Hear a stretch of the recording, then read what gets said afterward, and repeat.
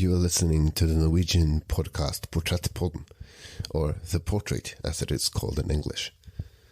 This is the show where I sit down and have deep and inspiring conversations with my biggest heroes, those who greatly influence and inspire me, who makes me think and helps me better understand the world I'm living in. My name is Mats Losse-Jangås. I'm a Norwegian independent journalist and podcaster, and I'm your host. Together with my guest, actor and TikToker responsible for ruining your childhood, Mackenzie Barmen, will be the voices in your head for the next hour. Mackenzie shot to fame through a TikTok where she told the true and dark origins behind the well-known nursery rhymes and songs. I will give her a proper introduction to start off this episode, but before we get that far, if you're enjoying this episode, please share it with a friend. This podcast is also on Patreon if you'd consider supporting the work that goes into each and every one of these episodes. There's no obligation, you can opt out after just one donation, but every single donation means a great deal, and in turn makes this podcast grow bigger and better, all thanks to you.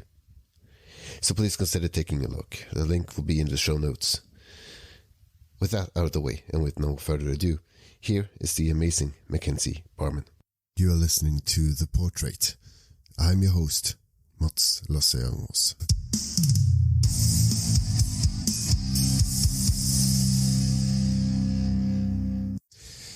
Ladies and germs, everyone in between, you are listening to The Portrait. My name is Mats Losse-Jangås, and this is a podcast where I sit down with my biggest heroes, those who greatly influence and inspire me, who make me think and helps me better understand the world I'm living in. But if you listen to any of my previous episodes, you know that. However, did you know that many of your favorite innocent-sounding nursery rhymes have a very dark backstory, filled with institutional, blatant racism, sexual violence, hunger for power, even murder? Neither did I. Not until I one fateful evening, as they say, stumbled across the TikTok channel of my next guest. And the rest, as I say, is history. Mackenzie Barmen, with her 2.8 million followers on said TikTok, keeps entertaining her fanbase with her quirky, hilarious, and thought-provoking takes on popular culture. And she is, in my honest opinion, a ridiculously unconventional blend of Drew Barrymore meets Elizabeth Moss, meets Kristen Wiig, meets Jane Krakowski, meets Kate Winslet, meets the craziest person you've ever met and never knew you needed in your life until now. You can thank me later. She's also a fellow podcaster. She's an actor, voice actor, director, producer. She has her own production company. Her podcast, Bullshitty Podcast, that's your first recommendation of the evening, is a great listen. Is there anything she doesn't do? Let's try and find out during the course of this conversation as Mackenzie Barmen joins me now, all the way from the US. That was long-winded. How the devil are you? That was stunning. Oh my gosh, I'm so great. I'm so happy to be here.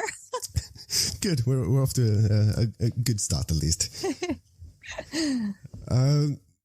Mackenzie Barmen, we'll run through some highlights of your life.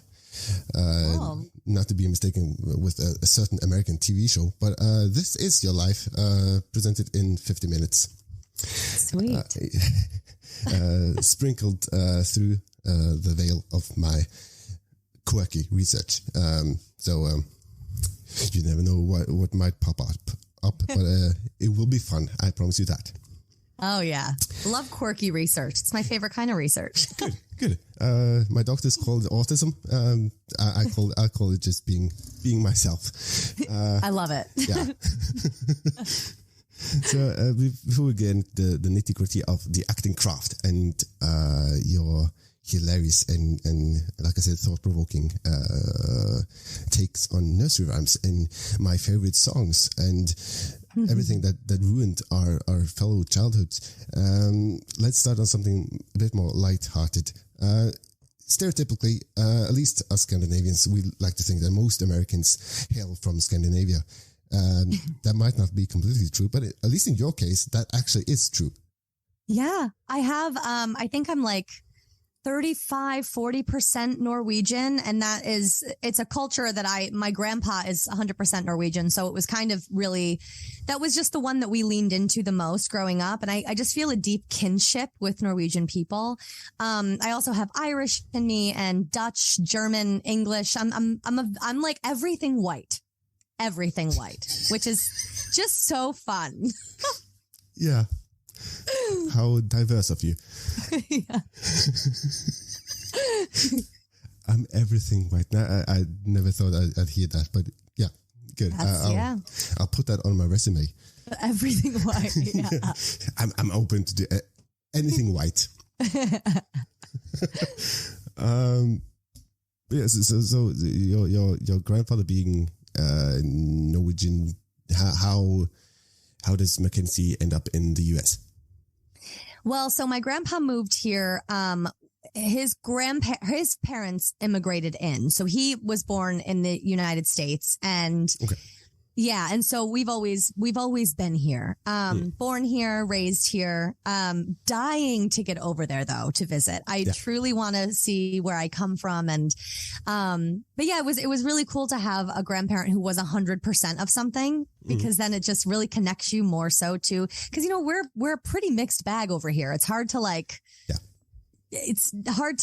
double down on being something. So I try to lean in as much as I can to the highest percentage of what I am, Yeah.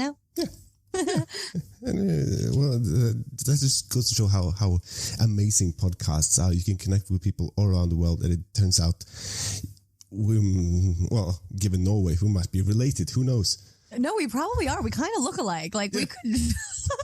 I would not be surprised. It's a small world. Yeah, it could be your long lost cousin twice removed or something. I know. Yeah. That'd be really cool. Yeah, would I? Yeah. Let's leave that for the big reveal at the end. Yeah, exactly. We'll do ancestry we'll run the ancestry while we do the podcast, and then we'll circle back. Yeah. What do you think, dear listener? Are we related? Write your answer on a postcard and send it to.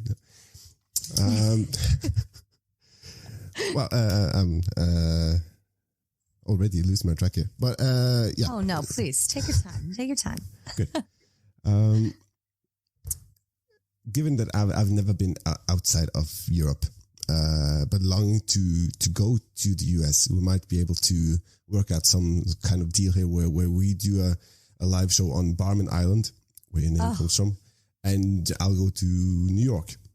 That would be beautiful. Yeah. That would be gorgeous. Let me know, and I'll let you know.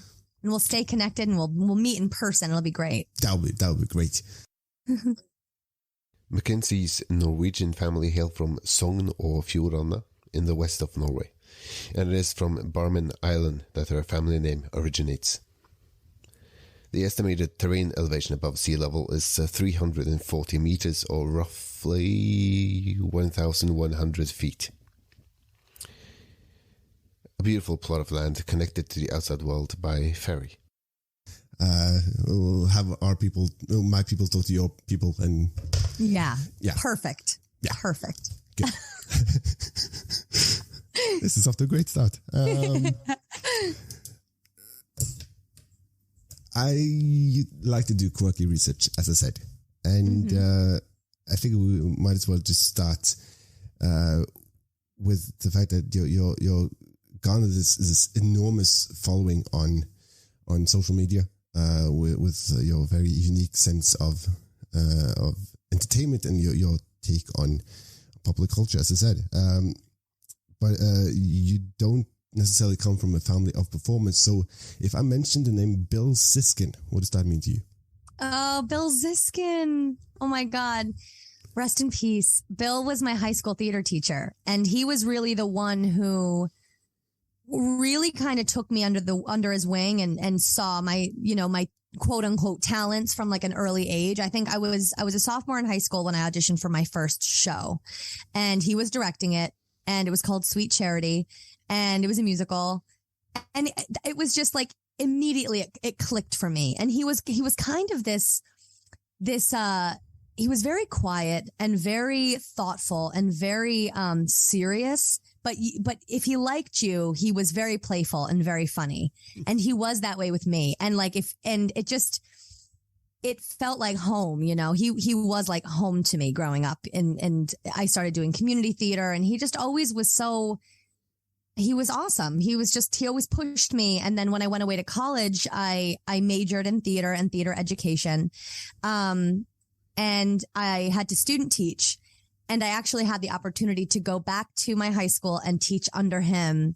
And I remember the first day I get there, he was like, all right, well, I'm just going to sit here and you're going to go and do it. And I was like, what? And he gave me, he was just so trusting in that way. He was like, if it doesn't work, whatever, I don't care. If you fail, you fail. I'm not going to lose my job. But that was like his personality, you know? And so, yeah, he just really inspired me to, you know, keep going and pursue the dream. And yeah, I love him forever. Yeah.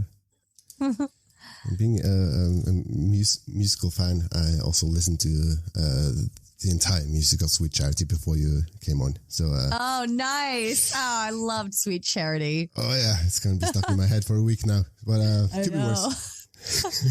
It's a good one. It's a good one to get stuck in your head. Yeah. Well, like I say, it could be worse. It could be. Well, I'm not gonna say. I don't want to offend anyone listening. Most of the people who know me knows exactly what kind of musical I mean. You can tell me after. Yeah, I'll tell you off the air.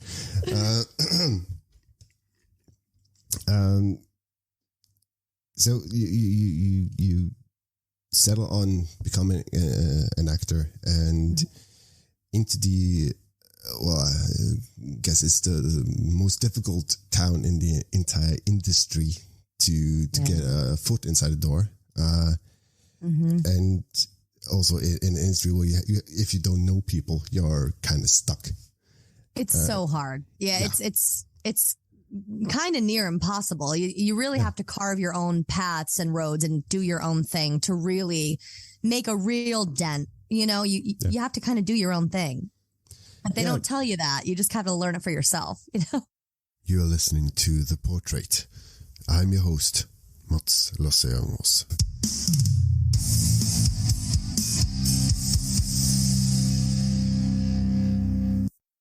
Yeah. Well, I had two guests on for a recording last week. Make a band called the Skivvies. Yeah. Yeah. I've heard of, yeah. Yeah, they're one of my favorite bands. They perform in their underwear, if you haven't listened to the episode yet, once this goes out. I gotta listen, yeah. Yeah. And they're great. And they sort of met on their fellow journey of chasing an equity card. What's your story there?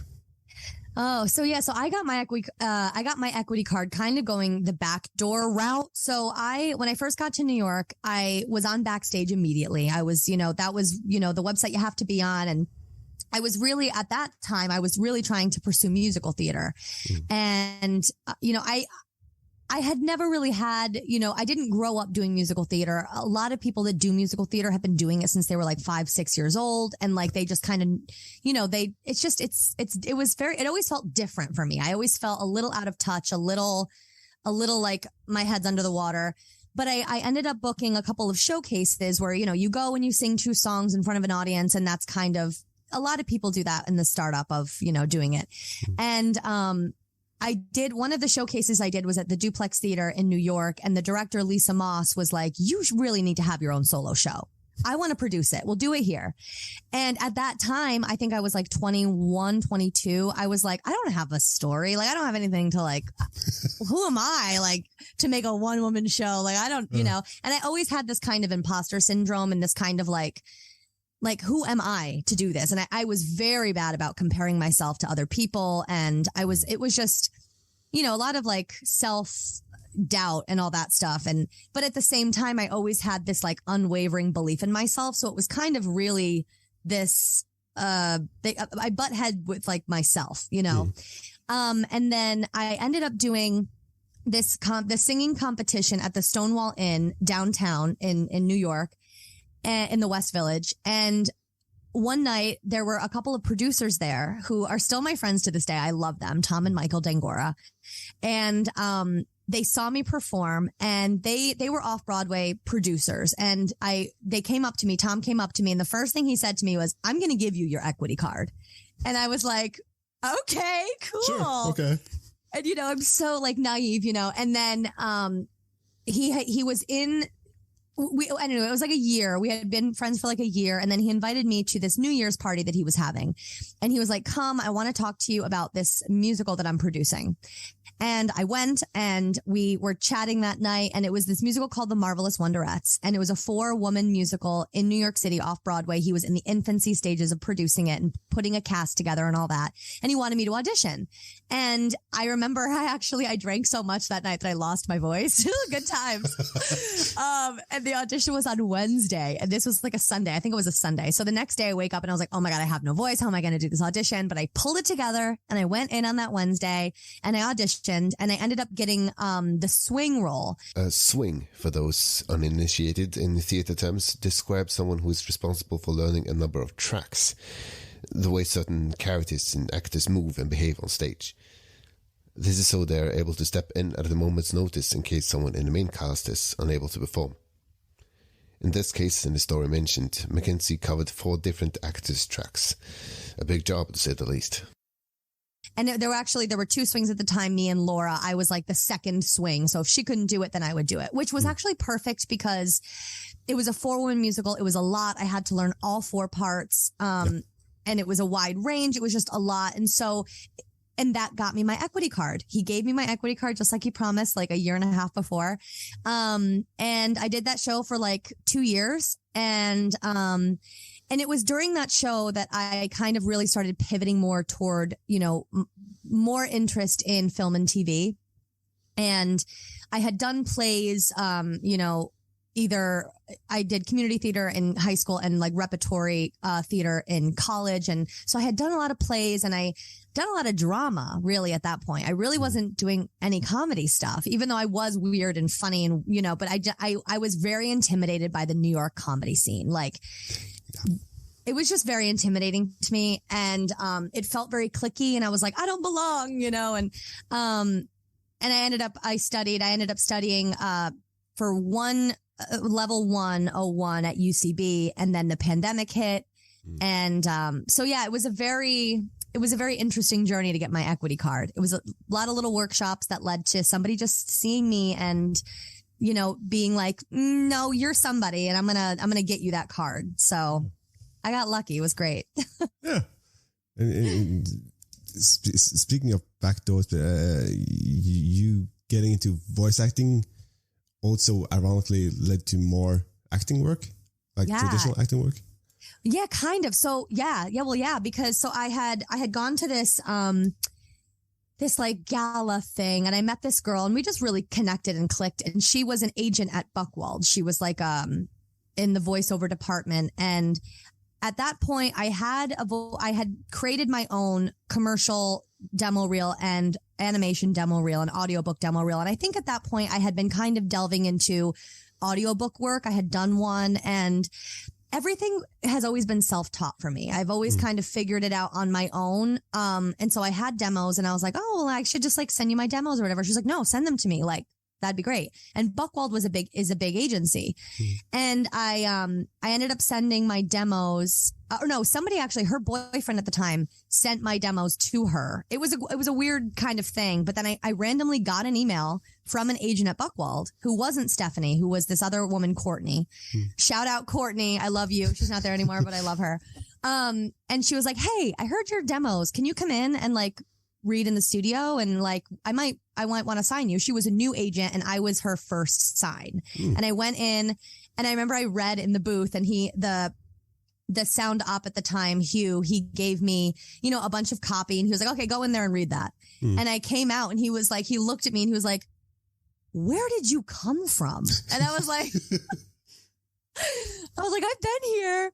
And then I got signed with Buchwald, and I booked, I booked a national commercial and some smaller commercial radio spots, and I fell in love with doing voiceover. I love doing voiceover. I really want to do more animation. And now, with the TikTok stuff, I have since expanded my space in Buckwald. So I'm working with the comedy department now and the animation department. A little bit more. So yeah, Buckwald has been really good to me. And but yeah, that was another thing. I just kind of I kind of planted myself, but then fell into it at the same time. It was yeah. And for any aspiring actor listening, I don't want to step on your dreams or anything, but an agent just randomly emailing you saying, I want to sign you, what's your demo? That really doesn't happen that often. No, it doesn't. No. And I think, I think my advice for just for a moment would be just do your own thing. There are rules in place, but don't follow them, loosely follow them and adhere and respect people's boundaries and all that good stuff. But sure. When it comes to, the rules of the industry and you need to have this kind of a mic or you need to get your demo professionally done. Sometimes, yeah, if you don't know how to do it on your own or it doesn't sound great, sure. But if you can get it to sound good, screw it. Just do it yourself, Yeah. And I think doing stuff myself has gotten me the farthest. So break the rules, guys. That's my advice. Yeah. And just pull the curtain back a bit. We're not sporting the same microphones. We both sound great. So yeah, you don't have to break the bank to get your feet wet, let's say. No, not at all. Not at all. I recorded a national commercial on a $100 microphone. So you can do it. Yeah. As Captain Barbosa says in Pirates of the Caribbean, the code is more what you call guidelines than actual rules. So, I love pirates. Yeah. Oh, I love it. Yeah. Love it. Oh, I have to stop myself before I go on a tangent about Johnny Depp and stuff, and then we'll... That's a whole other episode. Now I want to watch Pirates. I'm going to watch that today. Yeah. Let's just cut this episode short and go watch Pirates. Yeah, let's just go watch Pirates, yeah. Bye, guys. You've been listening to the episode. You're listening to The Portrait. I'm your host, Mats Lasseangos. But at least to me, from one guy just randomly looking in, it looks like your TikTok in a way has become like this vast demo reel in a way. Yeah, that's the kind of the coolest thing about it. Yeah, and because there are no rules. I can do what I want, when I want, how I want. Produce it, everything is so controlled by me, which, as a Taurus, I'm kind of very stubborn and I'm very micromanager. So if I can micromanage myself, that's great. It's great. No, you're totally right. It is a vast demo reel. That's a great way of putting it. Yeah. Because you have just rough head count, 17 characters in the first 5 TikToks I saw. So you have range. If nothing else, you have range. Yeah. And we'll get more into the TikToks that ruined my childhood. But let's get into it. Yeah, we'll start on behind the scenes. Let's say because we're both entrepreneurs. We both run our own businesses. We both know how much work goes behind what eventually comes out into the world. So I'm just imagining the great videos I've seen, but I'm imagining you just walking around with a gimbal on your chest, just talking to yourself for a couple of hours. How far off am I? No, my process is very, it's very kind of basic, and I feel like my work is so much more based in the character and the material than it is the aesthetic, pleasingness of it all. All I do is I just shoot it on my phone and I just switch hands. I literally I'm switching back and forth between characters. I shoot it right within the app. So I'm not spending hours in an editing program, editing it all together. It's the way you see it is the way that I shot it. And so and I really, because some people spend, they film it on a professional camera and then they import it into their editing software and then change the ratio. So it's iPhone, they do all of this work that I just don't do, kind of because I'm lazy, if I'm being honest. I'm not the most structured person. I'm like a fly by the seat of my pants kind of gal. So that's kind of my method. And it's really, I think people are more into the stories than like the look of it, but I do know that like the zooming in and all that stuff has played a big part too. And like the dramatic sense of it, Yeah. Ring around the rosy, pockets full of posy. You know what that song is about? Yeah, it's like the kids are having fun. They're dancing. You know what was happening in the 1300s? Wait, what? What was happening in the 1300s? Do you know what was going on during that time? I think the Black Plague. Yeah. Just imagine my life, just having a thought of myself and just bursting into tears and regretting all my life choices. That's highly relatable. Yeah. That's me parading around in your world. But given the great success you've already had and the millions of followers, how do you cope with that? You mentioned having self-doubt and being in the industry that really crushes any sense of self-appreciation.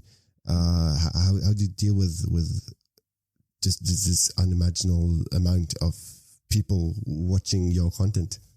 Well, it's funny because I feel there's like two sides to the coin. Like on the one hand, yeah, I do feel like the pressure of it and like the pressure that the algorithm of TikTok puts on you. Like they say, oh, you have your best shot of going viral and doing all this stuff if you post 3 videos every single day. And like that, I film and I create when the inspiration strikes. Like I'm not so structured. Like I don't say, okay, I'm going to record at this time and I'm going to post at this time and I'm going to do this, and this. Like I have a hard time doing that. And it's a tricky balance because I also don't want to become so famous on TikTok that people can't see me outside of it, like as an actor. So it kind of is like a balance, but at the same time, when I am having a little bit of self-doubt or when I just feel crappy, if I just go and read my comments, I'm immediately just, oh my gosh, okay, like I'm not kidding myself. Like I am good at this. This is funny. Like, and the people bring me so much joy and it's like a give and take. Like I give them joy and they give me 10 times more joy back because they're engaging and they're, I'm making them laugh. I'm making them feel something. And like, that is the most rewarding thing that I never knew I was going to experience, like I never knew that I was going to be able, if you're acting on a TV show or a movie, like you don't have that immediate reaction where it's fed directly to you in forms of like a clean comment section. It's like, oh, you hear a review here, you read a website article here. And this is so immediate. And I mean, I'm really lucky. A lot of my followers are, for the most part, very positive and I don't get a lot of hate on there, knock on wood.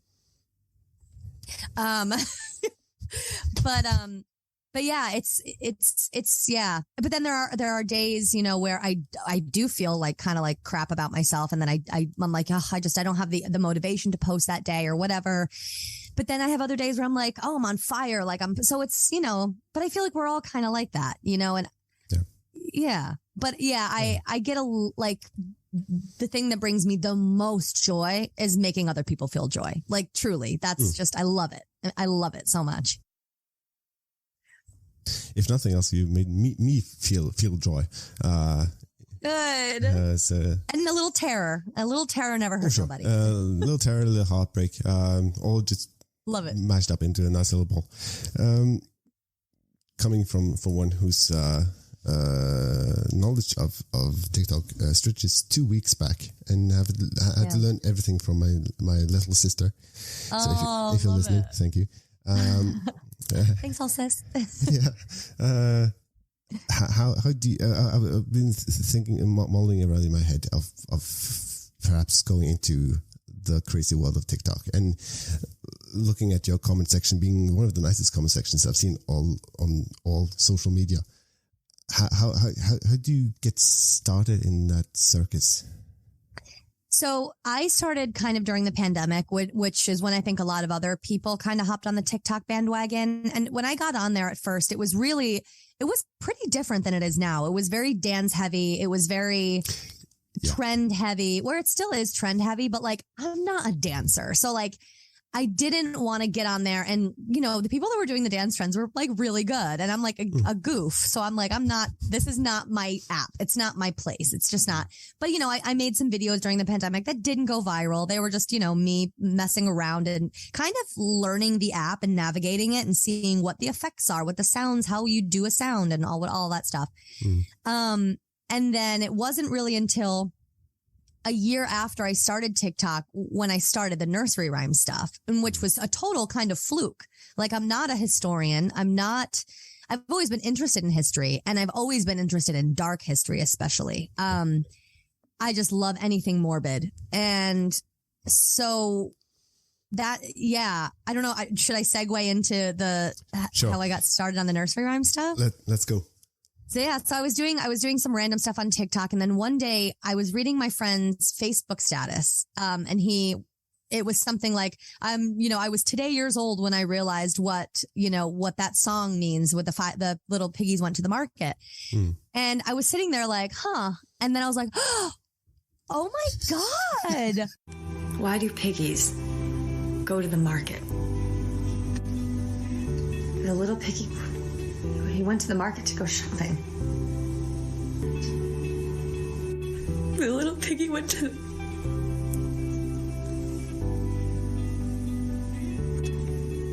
Yeah.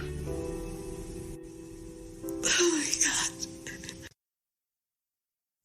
And I was truly like, I never thought the piggy I always thought he was going shopping. Like, he was going to the grocery store to go shopping. Oh, I really did. I was a kid, like, I'm like, oh, this little piggy went to market. And I remember my grandma used to like play with my toe. Like, it was a fun, innocent, mindless, thoughtless thing and then when it was like kind of when I had that moment, I was like, oh my gosh, like, I'm just going to make a TikTok about it. I don't know what struck me to do it, but I just decided to do it.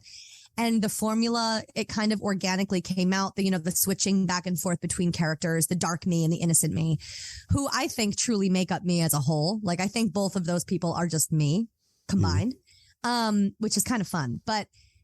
And then I remember it had like 50 views or something. And my friend Jamila texted me, and she was like, oh my gosh, she's like, that video was so funny. Like, that's going to go viral. And it was like 10 o'clock at night. And I was like, I doubt it. I was like, whatever.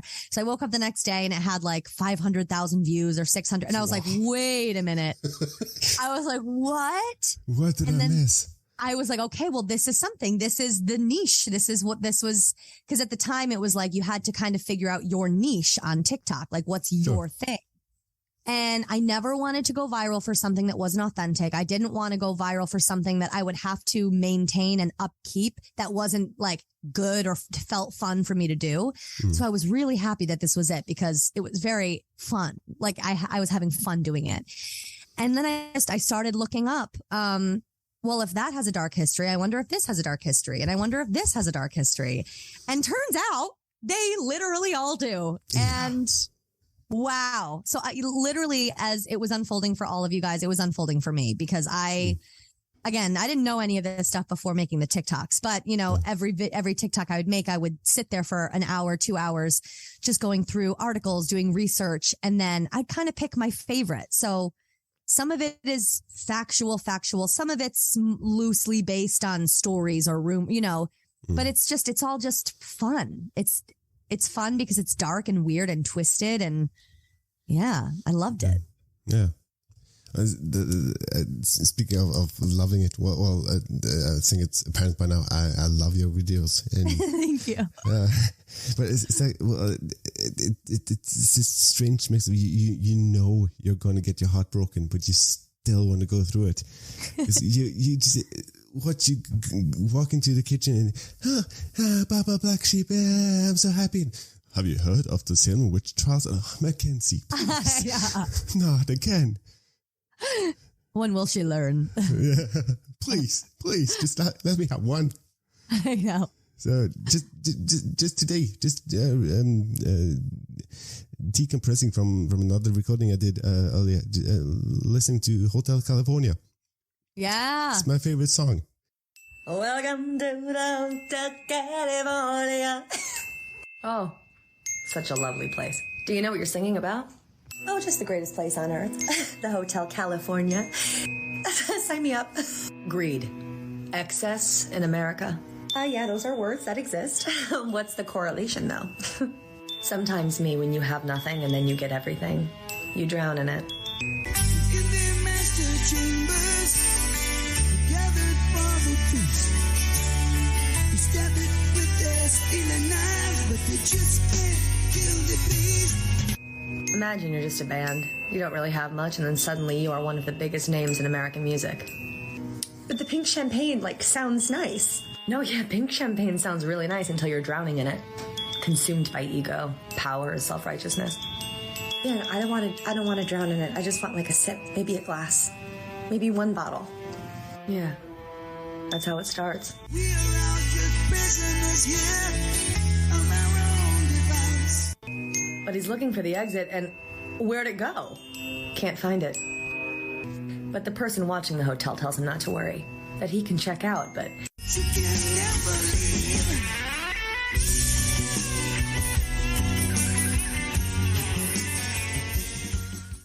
Thanks, Mackenzie. You're welcome. That's a category that I do need to delve more into is the songs. Yeah. Because there are so many, and I have done a few, but I want to do more for sure. What is it? Well, you're not an historian, neither am I. But we're both interested in history and dark history. Yeah. My favorite Disney movie being Hunchback of Notre Dame. I haven't seen that in so long. It's so good. Yeah. We're slowly making a watch list here, like pirates. I know. No, pirates don't. Yeah, no, it's great. Yeah. Great. So, what has been the one video in your research where you went, oh my God, this is dark. I can't do this. Excuse me. Anything dealing with race was very tricky because I'm a white woman and I'm fully aware of that. And I was, we live in a time where it is very sensitive. It's a sensitive topic in and of itself. And then you add all of the stress of the times that we're living in. It's I was nervous. I was nervous to go down that road, and I was getting requests, and a lot of them were from people of color. And so I was like, okay, well, if they're giving me permission to go down that road, I guess let's try one. Let's put it out, and we'll see if people cancel me. We'll see. Yeah. But the first one I think that I did was either Eeny, Meeny, Miny, Mo or Five Little Monkeys Jumping on the Bed. Mm-hmm. And it went crazy viral like that. I think those two have some of my highest views, 20 million around their views or likes or something. They went crazy. And I think it's because we're living in such tense times that it's kind of horrifying how relevant it all kind of still is, and how you can't really argue with the fact that it is so deep rooted in the way that we live life in our culture. And it's proven in these kind of videos because it's okay, these were minstrel songs that played in ice cream parlors across America. This was normal. This was accepted. So, but yeah, those are the ones that were the hardest for me to kind of put out there. Just because it's tense. Race stuff is really tense, but I wanted to do it in a way that was shining a light on the injustices of it, but also making it funny and, kind of funny as you can get with that, but sure. That's also an important distinction. You're making it funny, but you're not making fun of it. Exactly. Yeah. There's a delicate balance with those subjects, I think. It is. It really is. Yeah. And I'm glad that I figured out a formula where it's not even really me. It's these characters in the situation. Sure. So it's not me sitting there. So I'm educating you. This is what you need to know. It's on my white pedestal of this is his, no, it's this innocent character finding out about this horrific history and her being as shocked as the audience is watching it. So it's like we're all together doing it, you know? Mm. Yeah. Yeah. And so much to unpack there. We really don't have the time to go into every single one. But no, I know. Just do me the favor, dear listener. Start at one, and you'll soon have watched everyone. Just promise me on that one. And go down the rabbit hole that is Mackenzie. Yeah. And I was going to say thank me later, but you probably won't. But at least I've made the introduction, so there you go. Most parties I go to, well, when I used to go to parties. Yeah. Well, when I had friends. Well, before the pandemic. Well, yeah. When I used to meet people in the same room. Yeah. You never go wrong. Always two songs played at any given party. That was Hotel California and Cotton Eye Joe. Yeah. Two bangers. Now. Yeah. Where did you come from, Cotton Eye Joe?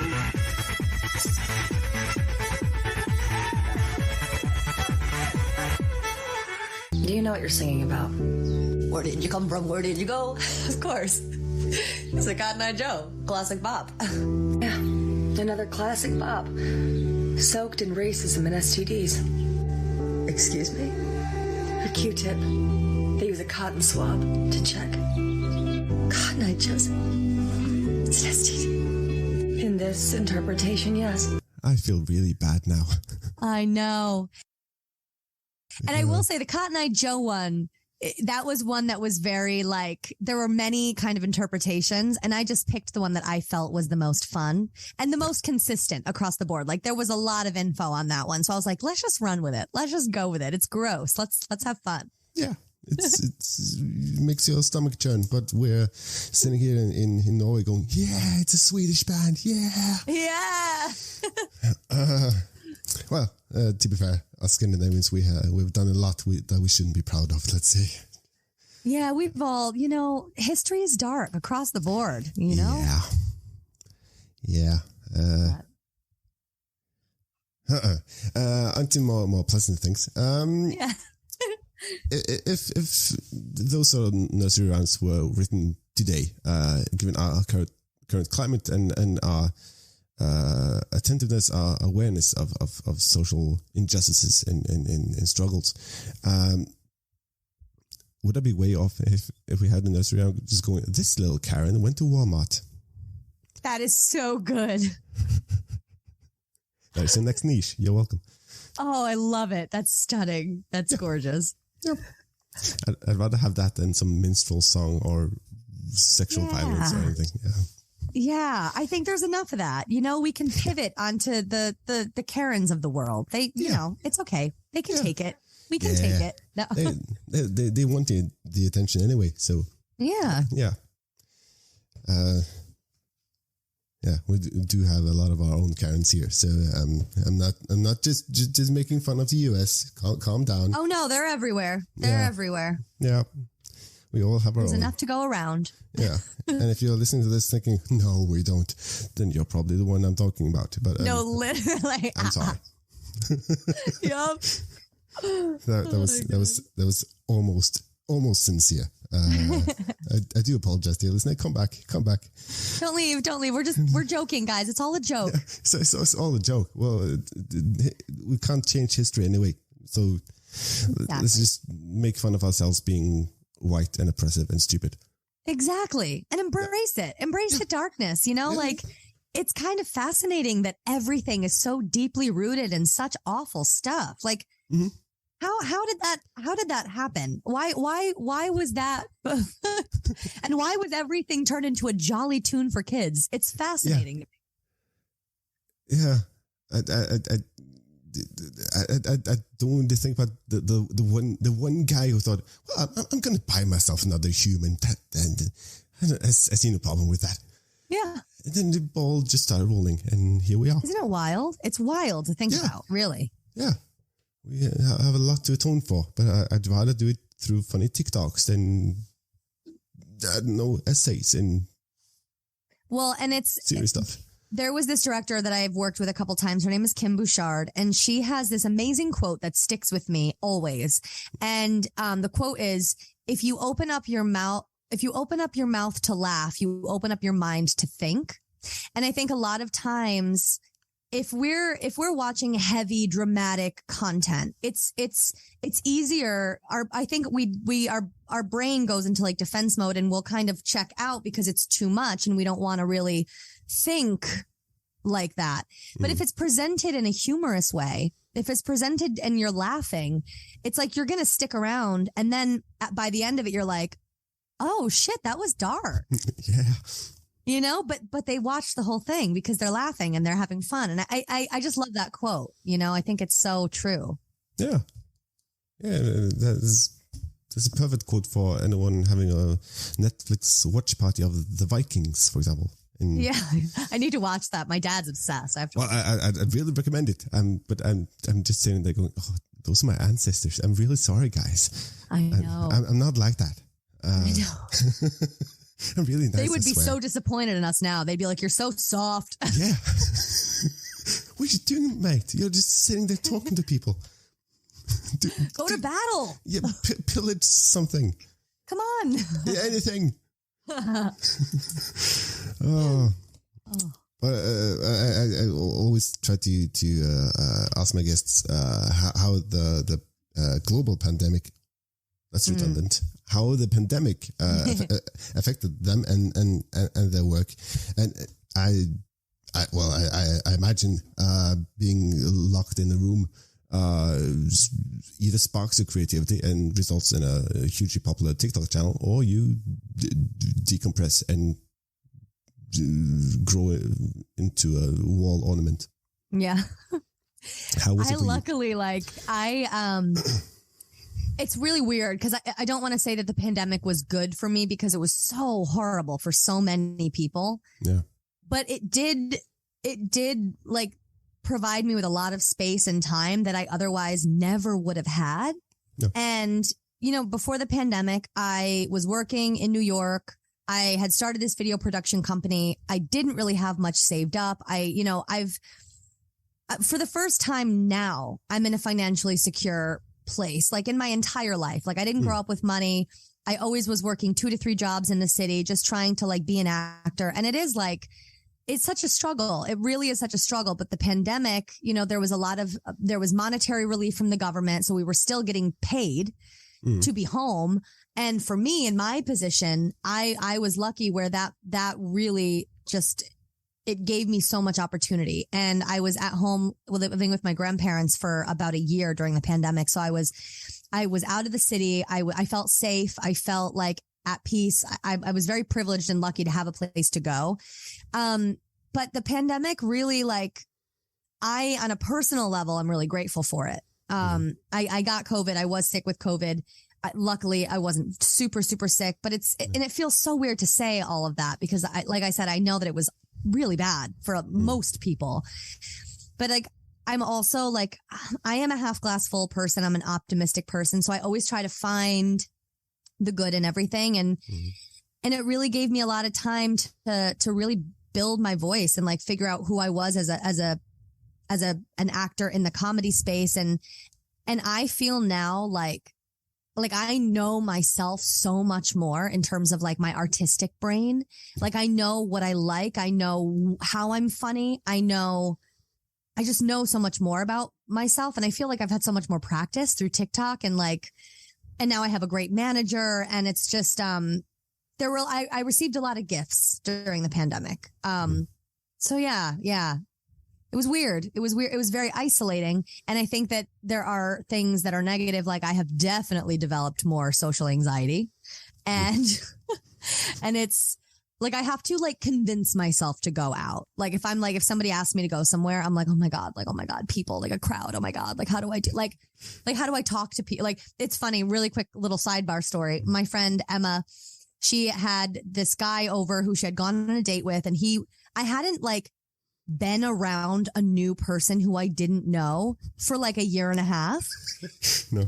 And I was sitting out on the patio talking with the two of them. And I was sitting there literally thinking like, how do you talk to a person you don't know?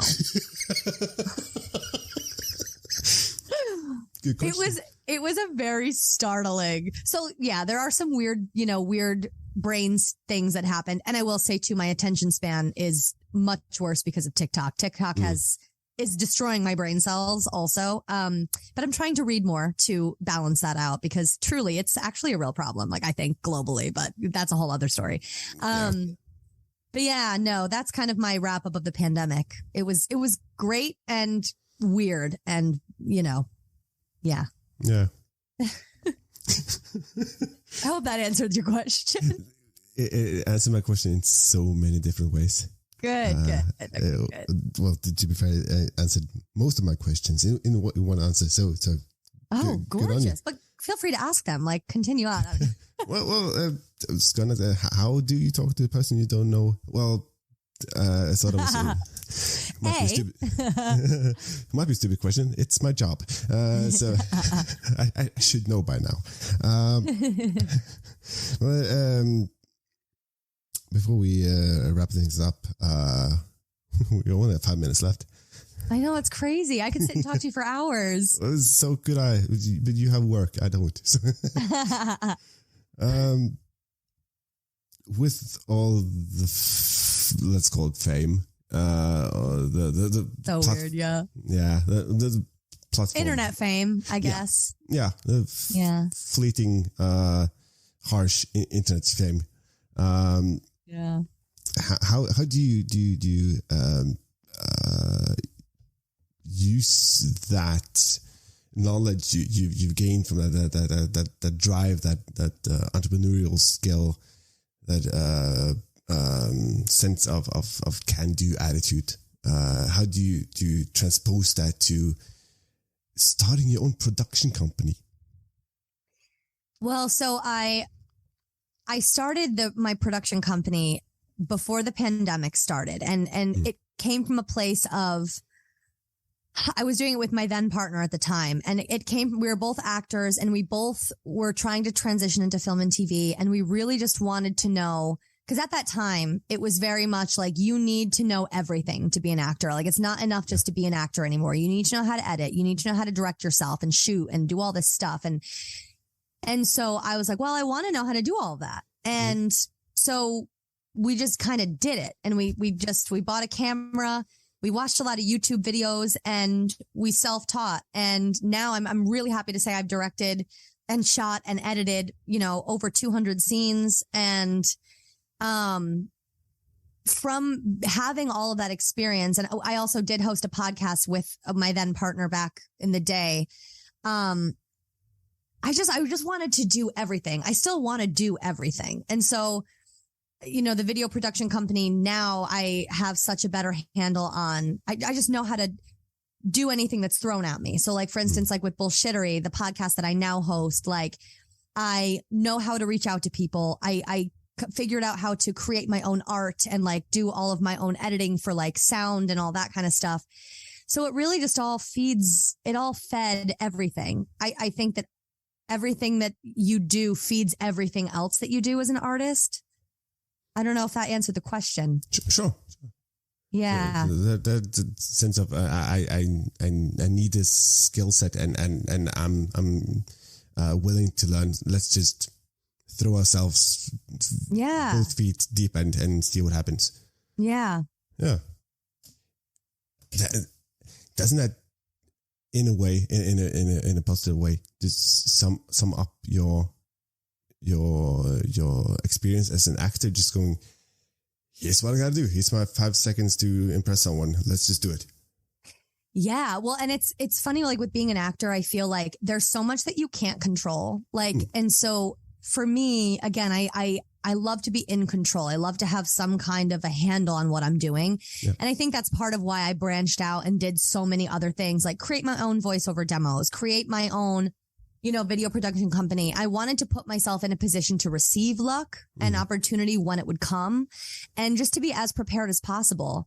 And I feel like with being an actor, that sense of like, I'm reliant on my agents and managers to get me auditions, and there's a lot that I can't control. But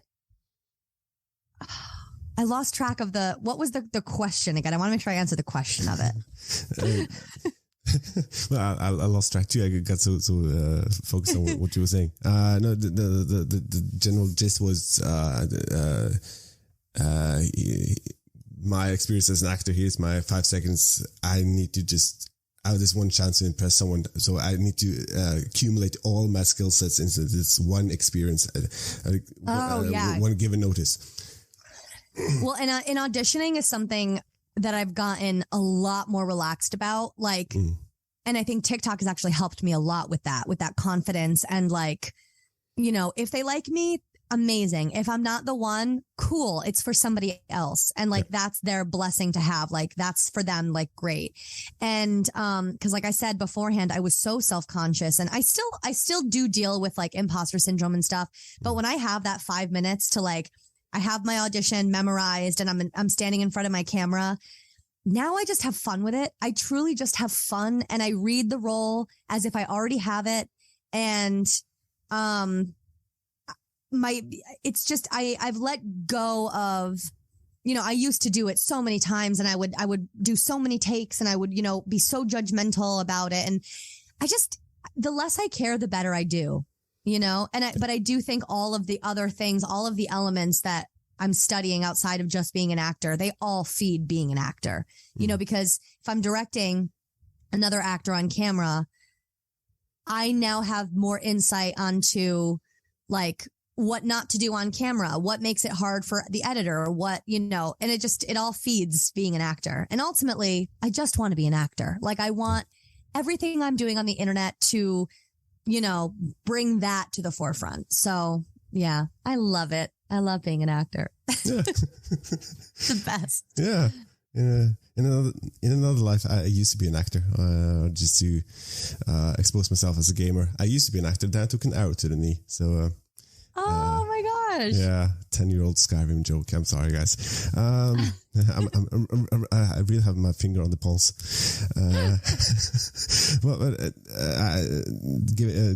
Given what you said about imposter syndrome, I guess we all have them. I have them every the sort of conversation I'm having with guys I admire.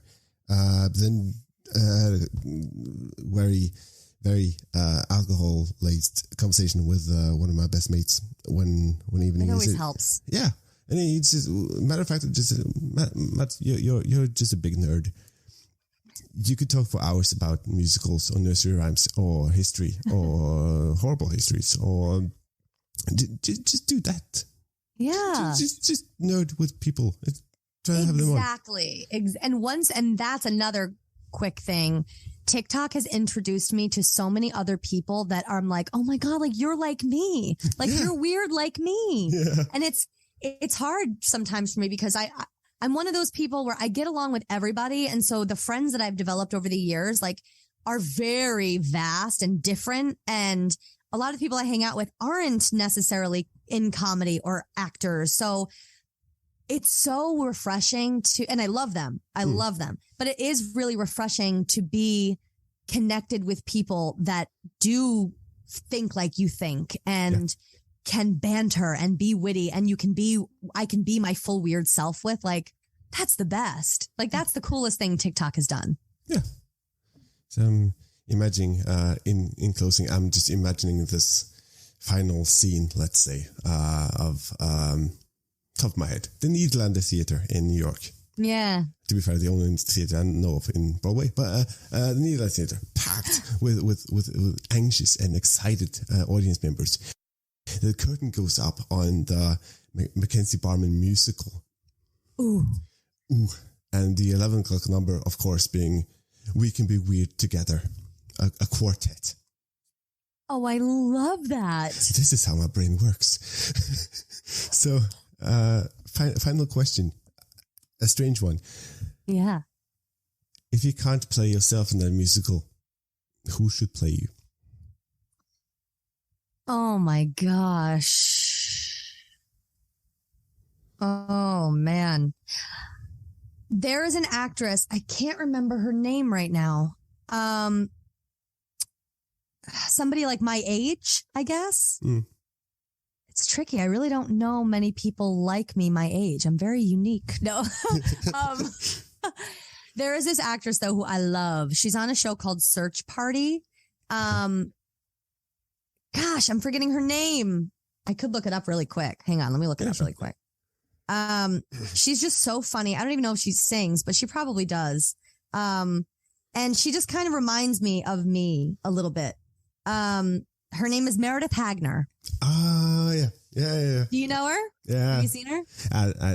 I see it now. I see the resemblance. She has this bubbly lightness to her that I think I would have her play me. Yeah. Mm. So Meredith, if you're listening, the role is yours. Make it happen.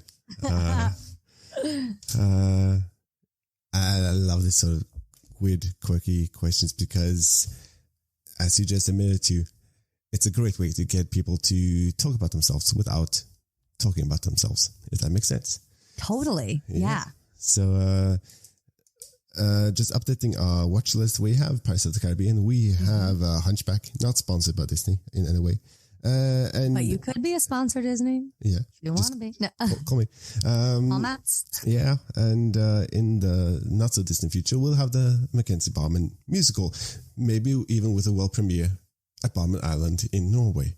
Well, I am working on a one-woman show. So, and there will be music. It's kind of like a hodgepodge of everything. So I'll bring it to Norway and we'll have fun. We'll have a deep talk afterwards. Yes. As I said, ladies and germs and everyone in between, you've been listening to an episode of The Portrait. My name is Mats Lasangos. I've been joined by Mackenzie Barmen. Mackenzie, where can people find you? You can find me at Mackenzie Barmen everywhere. That's Mackenzie Barmen. I'm sure he'll attach the handles and stuff, but TikTok, Instagram, that's where I am the most. I also host a podcast called Bullshittery. It's a weekly comedy podcast. I talk with a different guest every week in the comedy space. And for now, that's pretty much it. Find me on the internet, guys. Let's be friends. DM me if you hear this. Send me a message. And if nothing else, we'll leave on that. Let's just be friends. We need more of that in this current climate. Mackenzie, thank you so much for taking the time to join me on this episode. Thank you so much for having me. You've been listening to an episode of Porträttpodden, or The Portrait. My name is Mats Lasangos, and I've been your host. The amazing Mackenzie Barmen was my guest, joining me all the way from the US. My thanks to Mackenzie for taking the time to have this chat with me. If you've enjoyed this episode and you want to make sure there will be more in the future, head over to patreon.com/Porträttpodden. That's PORTRETTPODDEN. Every single donation makes a great difference. And in turn, you'll be able to watch the entire episode as a video podcast. You'll be able to suggest guests and even have your very own question answered in a future episode.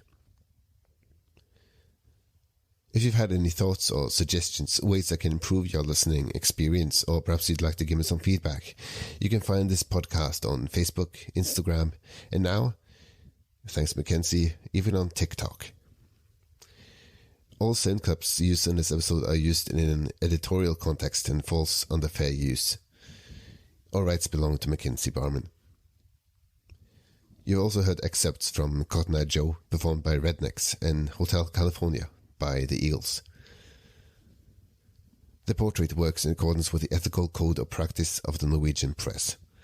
Thank you for listening, and I hope you'll be back real soon.